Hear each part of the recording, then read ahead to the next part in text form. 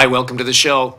Today I'm proud to have with me a CEO, an entrepreneur, a man that's come to town with a vision and a dream. And he's brought with him a lot of talent, a lot of good ideas. He's got some patents, and we're going to hear about how he's pushing the envelope in flight technology and energy generation. So hang on to your hats. It's going to be a lot of information flowing right now. Paul, thanks so much for being here. Volta Volare. Yes. Volta Companies. Volare, what's that mean? Flight from the Latin. Volta, electric, Volare, flight, the electric flight company. Very good. And you're just right out here at Evergreen Air Space Museum. Correct. Air Space Museum is where your facility is. Correct. Well, let's back up a little bit before we talk about what you're doing there. And you've flown a bit, have you? A time or two. When did you start?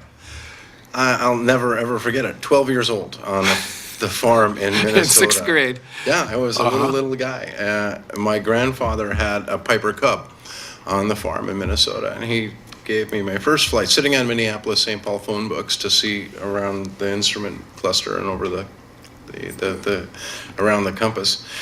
And he taught me the basics, houses get bigger, houses get smaller. And that's right. And I was hooked. I knew that's what I wanted to be right then and there, to be a pilot. And I started working at the local flight school at the local small airport near our town, and sweeping the hangar floor and fetching tools for the mechanics and fueling airplanes and anything I could to earn credit towards getting my pilot's license, which I did in high school.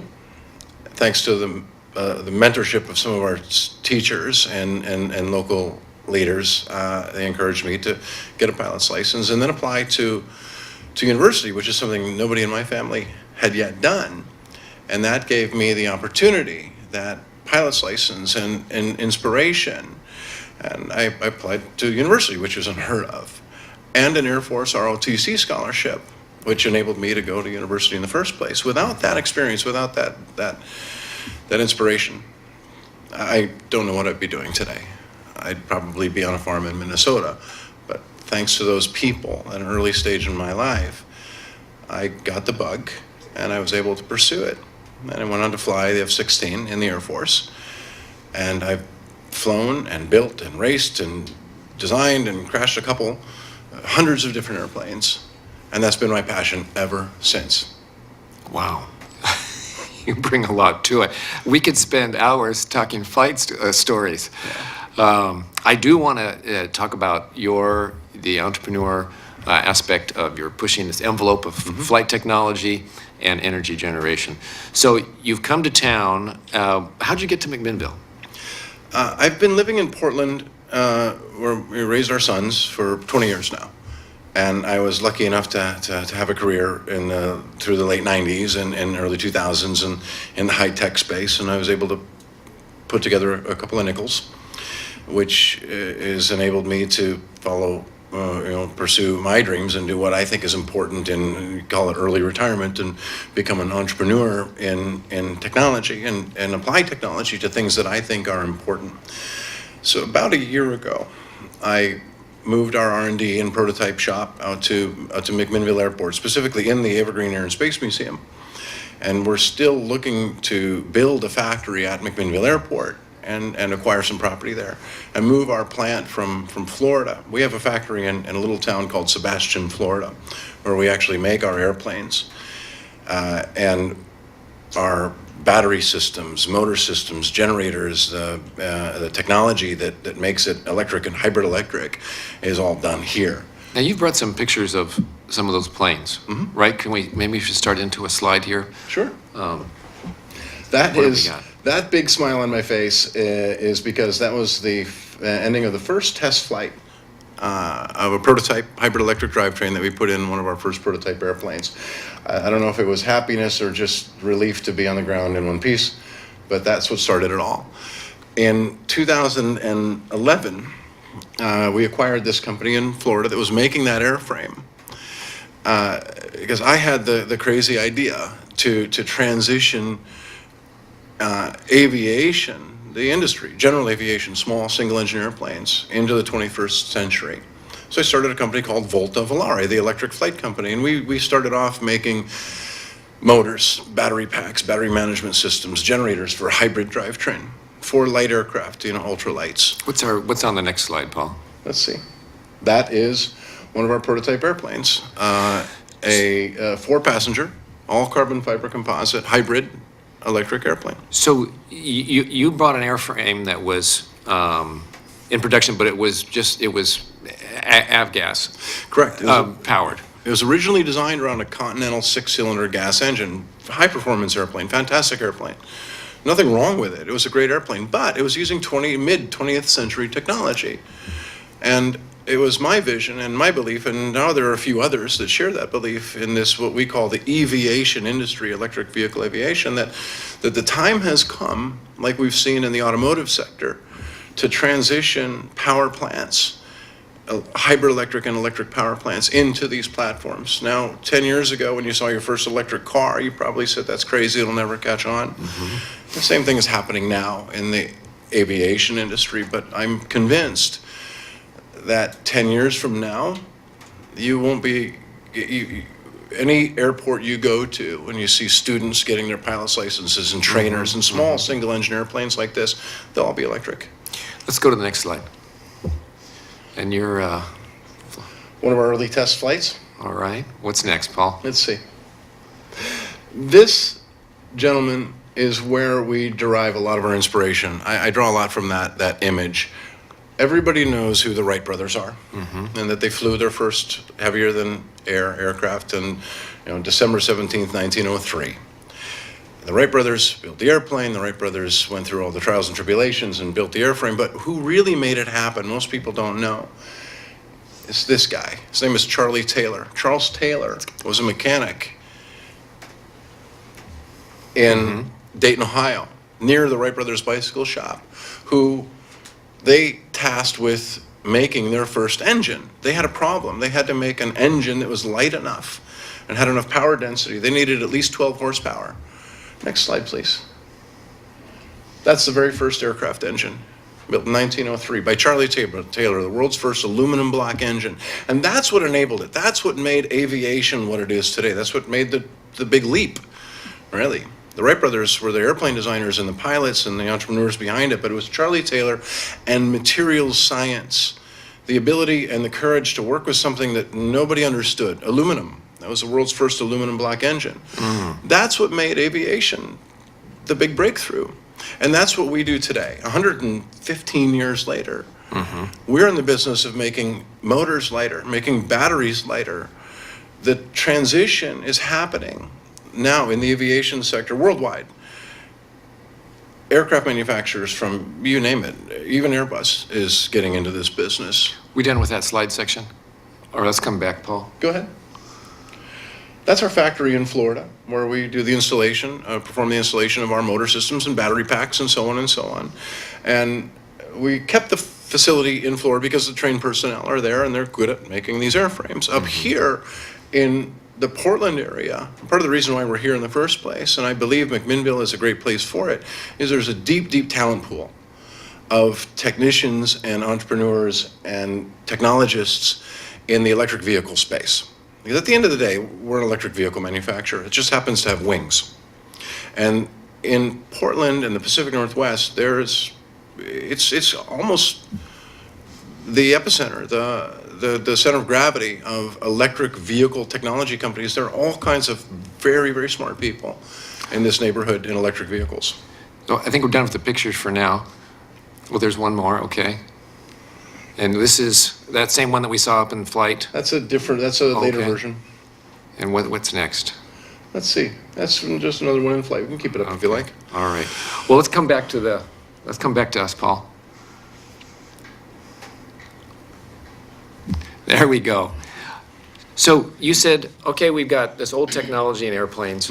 Let's put hybrid technology in it. Right. And there's two pieces to hybrid. There's a battery and there's the engine. And you've got, you're pushing the envelope on both of those. Correct. Let's talk a little bit about batteries. What's going on there? Everything is happening in the battery world. I'm just so excited about the battery world. It's a boring, mundane, industry that nobody really pays attention to, but it is the enabling technology for huge transitions and transformations across our entire economy. I don't want to bore you, but I'll make it really quick. In the early 80s, a guy named Stan Ovshinsky started a company called Volta Materials. He was a professor at the University of Michigan. He invented something called nickel cadmium and then nickel metal hydride. That changed the world. Completely changed the world. And then in 1992, a gentleman named Dr. John Goodenough at the University of Texas at Austin invented the thing we call the lithium-ion battery. And that changed the world. That was almost 30 years ago. Just 2 months ago, Dr. Goodenough and Dr. Elena Braga and some of the graduate students at the University of Texas Austin developed and patented a new electrolyte material. And there are interesting breakthroughs happening in electrolyte separators, anodes, cathode materials, manufacturing processes all over the world in the battery space. And batteries have gone from about 50 watt hours per kilogram of energy density, when lead acid was the state of the art, to over 350 watt hours per kilogram of energy density. It's kind of a battery you find in a Tesla car today. At about 600 watt hours per kilogram of energy density, that's where the tipping point occurs. And all scientists and macroeconomics professors and people are saying, and all indicators are pointing to, that's the tipping point. When it no longer makes economic sense to have an internal combustion engine in a car, a bus, a truck, an airplane, a boat. And we're getting there quickly. So we need 600 is that tipping point approximately. Correct. And we're at 350 We're about now? 300 to 350. And What's that curve been like? How are we getting closer to that? Is it? it's not exactly accelerating like Moore's Law, but it is accelerating. And there, just 2 weeks ago, for example, I was down at UT Austin. I sat down face to face with Dr. Goodenough, and we shook hands and agreed to pursue testing, evaluation, and development of their electrolyte material into a new battery format. And it might be it, and we might be the folks that help bring that breakthrough to the aviation industry and license to the automotive industry. It might be somebody else. So he said you're gonna help test that. In other words, Correct. he's sending you his prototypes to put in your airplanes and Correct. your tests here. We have all right the, here in McMinnville. Absolutely, right here in McMinnville. And we're engaging in a test and evaluation program of this new electrolyte material, among lots of others. I mean, we work with battery technologists all over the world. People often ask me, what is it you guys do every day? And the honest answer is we're a battery technology company that just happens to own an airplane factory. I mean, that is the enabling technology. For the moment, we have to make our drive system, we call the Eviation drive, a hybrid, right? You still can't get the range out of an all-electric small airplane to satisfy the average pilot's expectations. That's just reality. I absolutely believe, however, down to the marrow of my bones, that within 10 years, probably less, energy storage devices, fancy term for batteries, will be able to deliver 600 watt hours per kilogram or more. And we hope to play some small part in that transformation. And when that does happen, we hope to be in the lead in the aviation sector as a manufacturer of drive systems, motors and batteries, non-hybrid motors and systems, just electric. Electric motors.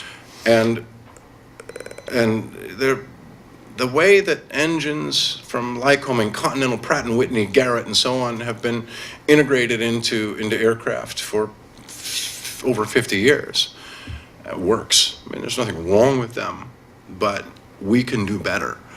And I believe that technology is transitioning rapidly in spite of the internal combustion engines and fossil fuels industry not helping, right? And I believe that some place, whether it's a factory or in China or a city in somewhere in Europe or Boston or a high-tech corridor like Silicon Valley or Silicon Forest, is going to take the lead in what I consider an entirely new industry, the aviation sector, right? Electric vehicle systems and aircraft. I believe that McMinnville can be it. And that's why, to answer your question, that's why we're here. I believe McMinnville and Yamhill County has a talent pool and the facilities and the leadership to turn this McMinnville Airport and what once was a thriving aviation-centered community into the center of gravity of the next generation of aviation. Just like Charlie Taylor and the Wright brothers in Dayton, Ohio, made this massive transformation that affected the world 115 years ago. We have an interesting opportunity to do that now, right here. And we've planted roots, and I'm convinced, and we and all of our staff and team and everybody put in 20-hour days, 7 days a week to make it happen. Now, there's two pieces. That's an amazing vision, and I'm just so glad you're here. And I hope, how can we support you? How can this community get behind this effort? They already have. I'm just so happy to be here. There are airports all over the country that, and communities that want to create high-tech jobs and all that kind of thing. But this is the only place that we've found that really just has it all, right? It's a wonderful place, a beautiful place, but it's not just the landscape. It's not just the richness of the soil and the views. It's the people, right? And the county commissioners and the city managers and the new mayor and of course especially Jody, the airport commission chairwoman and in charge of business and economic development. And Jody Christensen. Jody Christensen.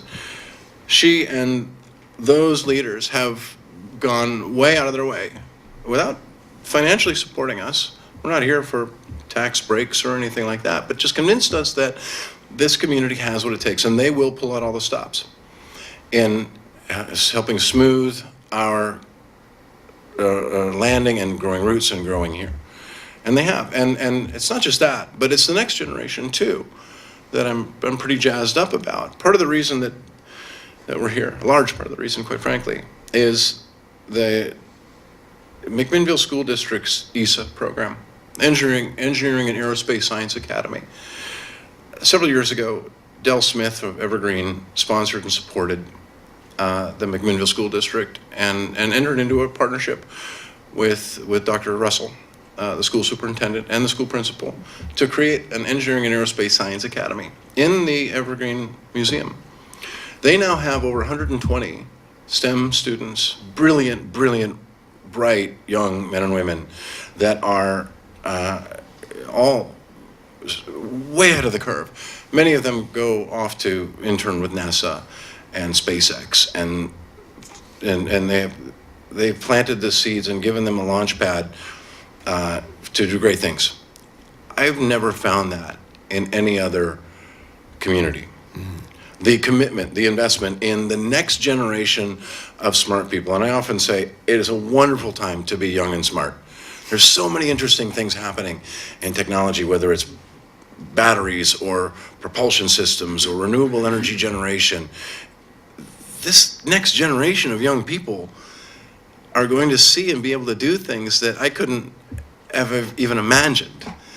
And thanks to the school district and what Del Smith and the school district had set up, we're building on that. We're working with ESA. In fact, we've helped create curriculum for training of the next generation of aviation technicians, pilots, engineers, because there's plenty of engineers and technicians out there that know all there is to know about working on Lycoming engines or Pratt & Whitneys or turbines and jets. But there's going to be a shortage of technicians and engineers that know how to service and maintain and operate electric vehicle systems. And the leadership of the school district have had the foresight to establish a foundation for training through the Engineering and Aerospace Science Academy. And we help guide those programs to help these students move on to the Air Force Academy, Embry-Riddle Aeronautical University, higher educational institutions, right, where they can further their careers. It's not entirely altruistic. As a manufacturer, we're going to need that talent pool. We have to help nurture that talent pool. That's a long answer to, but one of the primary reasons why we're here is because the community's already invested in developing that talent pool. And as this industry grows, the aviation sector, electric vehicles, right, of all flavors and stripes, whether they have wheels or wings or on water, whoever is going to take a leadership role in job creation and industry growth in this new fast growth sector, once batteries reach that tipping point, whoever has planted those seeds and nurtured those smart young people, they're going to reap long-term, deep rewards. And I think it's here. And your next step in moving this technology forward is getting into manufacturing of prototypes here. Perhaps manufacturing of production models. Production models here. Correct. That breakthrough is coming. It's not here yet. You have something you're doing now, which is the hybrid. Correct. Now, the other piece of the hybrid is the engine that's burning some kind of, is it avgas? And you have a development, you've got some breakthrough technology there. Yeah. How much can you tell us about that? Give us as much of the secret as you can on this engine that is low maintenance, high efficiency, inexpensive. Sure. Okay. In a hybrid electric drivetrain in an aircraft, it's kind of helpful to make sure that it's multi-fuel. Because at any airport, you might only have jet fuel available or avgas available. And so together with the Air Force Research Labs at Wright-Patterson Air Force Base, we started a program to develop a multi-fuel engine system to be used in UAVs and other platforms, but also in civilian aircraft like ours. And of course, on our own in the civilian world, we've developed multi-fuel engines that turn a generator, just like the engine in a Chevy Volt hybrid car. It charges the batteries. But it had to be multi-fuel. Had to be lightweight, had to be robust, super reliable, efficient, right? And from that exercise, we developed a multi-fuel engine that can burn gaseous fuels, like natural gas, methane, propane, etc., and liquid fuels. And we started to look at other opportunities to deploy this technology in ways that are important, right? Making hybrid electric and electric airplanes is interesting and a lot of fun and really neato, but there are only a limited number of people that really benefits, other than being a test and evaluation guinea pig platform for cool new battery tech, which is important. But how can we help more people? How can we create more jobs? How can we impact the economy in more and greater ways with our breakthroughs? So we scratched our heads for a while and said, let's look at the renewables portfolio of utilities, right? Let's look at utilizing this engine system that we developed to run on gaseous fuels, even low-grade gaseous fuels, and find a way to serve humanity in more ways with this breakthrough. We spun that technology out, created another company called Volta Power Gen, from Volta Volare, the electric flight company, to Volta Power Gen. And we've tested and evaluated this engine to run on, and does the same thing. It turns a generator and charges a battery, or in this case, it goes to the grid, like to McMinnville Water and Light. But it runs on methane. And everybody in this town that's ever driven out west on Highway 18 knows we have got some methane. We have some methane. And so does every other town in the country. There are thousands and thousands and thousands of landfills, wastewater treatment plants, and dairy farms all over the country. Producing methane. Produce methane. Some wastewater plants produce methane. Some wastewater treatment plants do, some don't. There's aerobic and anaerobic digesters that produce methane or don't. But the reality is, this economy has invested hundreds of billions of dollars into renewables portfolios all over the country, in solar and wind, traditional renewables, solar and wind. That's fantastic. That's wonderful. Great that we're moving away from oil and coal and fracked natural gas, etc. That's wonderful.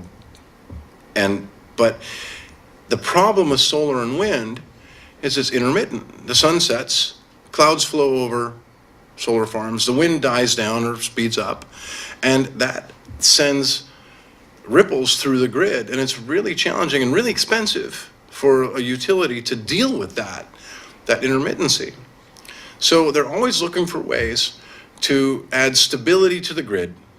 We're always hearing horror stories about how our national infrastructure is crumbling and the grid is vulnerable, and it's true.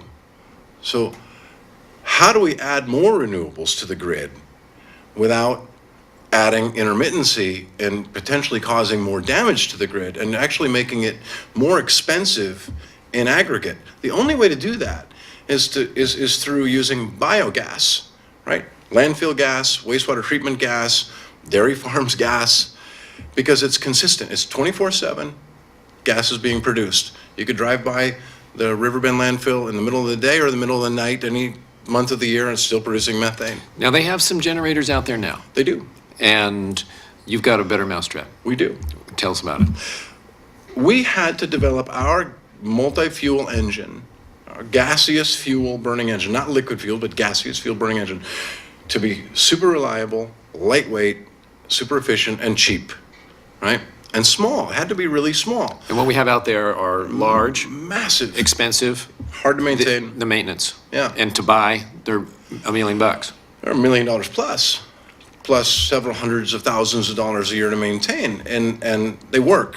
Hats off to them. Waste management, the landfill operator, and waste management and renewable energy have made a massive investment, many millions of dollars, to be able to deliver renewable energy consistently to McMinnville Water and Light, and that's great. Hats off to them. They had to make this massive investment, and they have to put that infrastructure in large landfills to justify that CapEx, that investment. However, Capital expenditure. correct. But the reality is, most landfills around the country don't meet those criteria. 90% of landfills in this country produce only 2, 3, 4, 500 cubic feet of methane per minute. It's not enough gas to justify that big investment in that big engine. So what do? The local municipality or the landfill operator just flares it. Just flares the gas. They can't release it to atmosphere. The EPA requires it to be destroyed or flared, because methane, as most people don't know, is 84 times, not 84%, but 84 times more potent of a greenhouse gas than CO2. And our landfills are not getting any smaller. Our communities are not producing any less waste. The landfill methane problem is getting bigger. And 90% of all landfills don't produce enough gas to justify this big piece of equipment on site. So we make a small version. And people in this community are working with you to roll out a prototype of this, Correct. a test. Correct. And that's coming soon? Coming this year. Okay. Coming this year. 2017. 2017. And we hope to be able to deploy, based on the technology that we developed in a sexy platform, hybrid electric airplanes, a piece of technology that is in a decidedly unsexy industry, renewable biogas to energy power stations. But that's fantastic. To me, that's wonderful. That serves more people, right? Paul, we've done it. We've talked about the point of the spear of both of a few things that are in your quiver. We're out of time. Would you just leave us with 30 seconds of why this is important to you personally? Personally, I learned long ago that life is short and I only have so many beats in my heart, right? As an entrepreneur, I'm interested in making money, sure, but I've been there. What's important is my kids, your kids, that person's grandkids inherit a better world. And if I can make some small impact and do it in a community that's supportive and benefits from that work, I'll dedicate my life to it. And that's what we've done. And that's why we're here. It's to make the world a better place. It's interesting. It's fun. We might even make a buck or two. But why we're here and why we do what we do is because I believe deeply that it's important. And I believe that the community shares that vision, and the community leadership I've experienced share that value and our corporate culture has so easily assimilated here into the Yamhill County community. Paul Peterson, Volta Companies, voltacompanies.com. Correct. Thanks for being here with us today. I'm glad I am. All right.